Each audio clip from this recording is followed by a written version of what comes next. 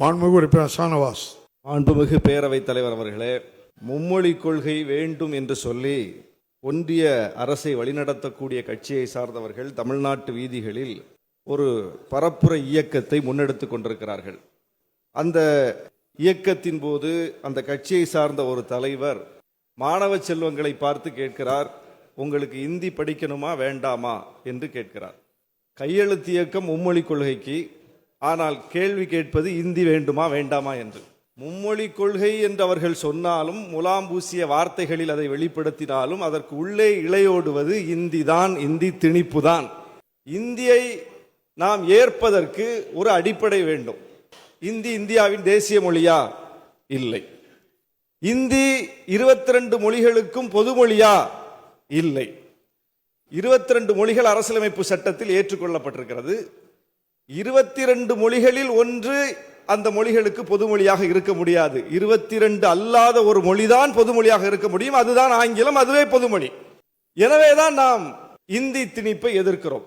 இன்றைக்கு இந்த மன்றத்தில் இது பற்றி விவாதிக்கிறோம். ஆனால் அரசியல் நிர்ணய சபையிலேயே இது பற்றி விவாதிக்கப்பட்டு தமிழ்நாட்டின் குரலாய், தமிழ் இனத்தின் குரலாய் அன்றைக்கு அந்த அவையில் வீற்றிருந்த கண்ணியத்திற்குரிய காயிதே மில்லத் அவர்கள் இந்தியாவின் ஆட்சி மொழியாக இந்தி வர வேண்டும் என்று சொன்னால் இந்திக்கும் மூத்த மொழி தமிழ், ஏன் தமிழ் வரக்கூடாது என்று கேட்டார். அந்த குரல் இன்றைக்கும் இருக்கிறது. நாம் தமிழை கொண்டு போய் அங்கே எல்லோருக்கும் பொதுவாக ஆக்குங்கள் என்று நாம் சொல்ல வரவில்லை. 22 மொழிகளையும் அங்கீகரியுங்கள். மும்மொழி கொள்கை என்று சொன்னால் அதுதானே பொருளாக இருக்க முடியும். 22 மொழிகளை ஏற்றுக்கொண்டு 22 மொழிகளுக்கான கட்டமைப்பை எல்லா பள்ளிகள் தோறும் கல்லூரிகள் தோறும் ஒன்றிய அரசு உருவாக்கி வைத்துவிட்டு அந்த பள்ளிக்கூடத்தில் ஒரு மாணவன் எழுந்து எனக்கு எந்த மொழி வேண்டும் என்று சொல்லுகிறானோ அந்த மொழியை தேர்ந்தெடுத்து படிக்கக்கூடிய வாய்ப்பு இந்தியாவில் எங்கும் இல்லை. இருமொழி கொள்கை தான் தமிழ்நாட்டை போல இந்தியா முழுவதும் இருக்கிறது. மும்மொழி கொள்கை என்று இவர்கள் சொல்லுகிறது பெயருக்கு இருக்கிறது. ஆனால் அங்கே ஒரு மாணவர் ஒரு மொழியை சொன்னால் அந்த மொழியை தேர்ந்தெடுப்பதற்கான கட்டமைப்பு கிடையாது. ஆசிரியர்கள் இருக்க மாட்டாங்க. யாரும் இருக்க மாட்டாங்க. யார் இருப்பாங்க? இந்தி பயிற்றுவிக்கக்கூடிய ஆசிரியர் இருப்பார், சமஸ்கிருதம் கற்றுக் கொடுக்கக்கூடிய ஆசிரியர் இருப்பார். ஏன் ஒன்றிய அமைச்சர் போட்டிருக்கிற கடைசி பட்ஜெட்டில் கூட அந்த 2 மொழிகளுக்கும் தான் கட்டற்ற நிதி ஒதுக்கப்பட்டிருக்கிறது. மற்ற 20 மொழிகளும் புறக்கணிக்கப்பட்டிருக்கின்றன. 20 மொழிகளுக்கும் நிதி கேட்பதற்கு நாம் கெஞ்சிக் கொண்டிருக்கிறோம். இப்படி ஒரு யதார்த்தம் இருக்கும் போது மும்மொழி கொள்கை என்ற பெயரில் இவர்கள் கொண்டு வந்து திணிப்பது இந்தியை தான் என்பதை தெளிவாக புரிந்து கொண்டதனால் தான் தமிழ்நாடு அதை எதிர்க்கிறது. இந்தியை கொண்டு வந்து திணிப்பதில், சமஸ்கிருத பண்பாட்டை திணிப்பதில் இவ்வளவு ஆர்வம் காட்டுகிறவர்கள், இவர்கள் உண்மையிலேயே இந்திய இறையாண்மையின் மீது பற்று கொண்டவர்கள் என்றால், இந்திய ஒருமைப்பாட்டின் மீது பற்று கொண்டவர்கள் என்றால் என்ன செய்திருக்கணும்? தமிழ்நாட்டிலிருந்து ஒரு மூத்த நாகரிகம் வெளிப்பட்டிருக்கிறது. கீழடியில் எவ்வளவு பெரிய ஆய்வுக்கு பிறகு அது வெளிப்பட்டிருக்கிறது. அந்த அறிக்கை ஒன்றிய அரசிடம் சமர்ப்பிக்கப்பட்டு சில ஆண்டுகள் கடந்துவிட்ட நிலையில் இதுவரையிலும் அந்த அறிக்கையை வெளியிடாமல் வைத்திருக்கிறார்கள். 2 தினங்களுக்கு முன்னால் எங்களுடைய தலைவர் எழுச்சி தமிழர்கள் ஒன்றிய கலாச்சாரத்துறை அமைச்சரை பார்த்து இந்த அறிக்கையை விரைந்து வெளியிட வேண்டும் என்று நாம் வலியுறுத்தி கேட்டுக்கொள்கிறோம். ஆனாலும் அவர்கள் வெளியிடவில்லை. ஏன் மறைக்கிறீர்கள்? இந்த அறிக்கை வெளிவருவதில், கீழடி ஆய்வறிக்கை வெளிவருவதில் ஒன்றிய அரசுக்கு என்ன சிக்கல்? என்ன சிக்கல் என்றால், சமஸ்கிருத பண்பாடு தான் இந்திய பண்பாடு என்று அவர்கள் நிறுவ முயல்கிறார்கள். தமிழ் பண்பாடு தான் இந்தியாவின் பண்பாடு, தமிழ் நாகரிகம் தான் இந்தியாவின் நாகரிகம் என்பது வெளிப்பட்டுவிடும்.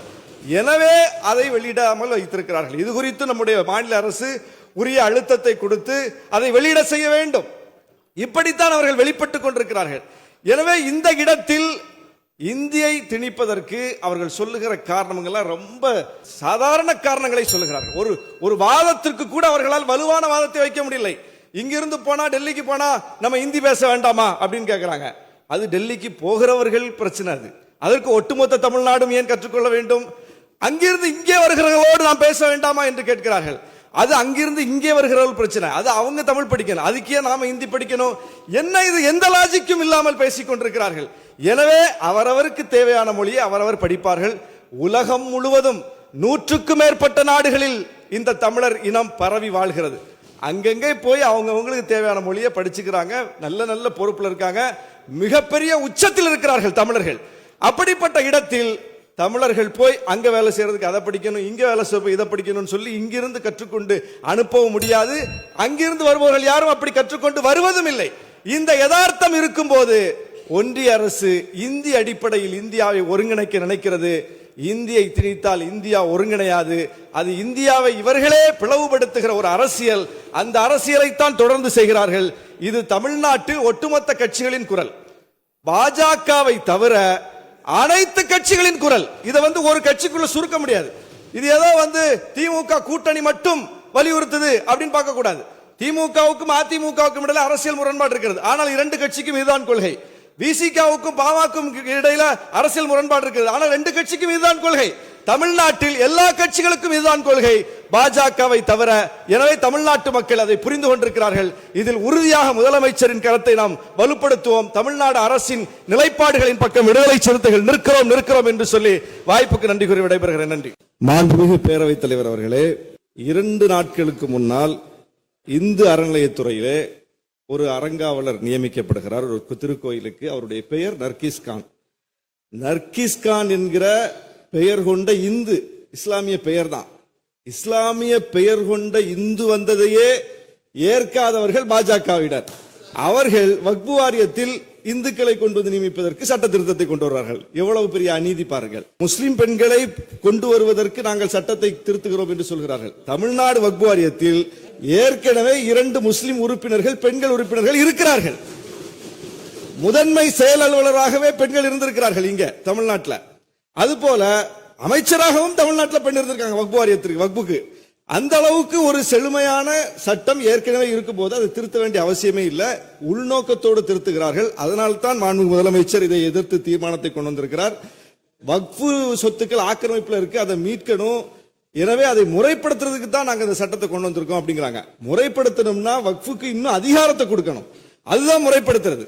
ஏற்கனவே இருக்கக்கூடிய அந்த அதிகாரத்தை வலிமைப்படுத்தணும். ஆனால் அதிகாரத்தை பறித்து பலவீனப்படுத்துவது என்பது அந்த சட்டத்தையே நீர்த்து போக செய்கிற ஒரு வேலை. அதனால்தான் தமிழ்நாடு எப்போதும் போல எதிர்க்கிறது.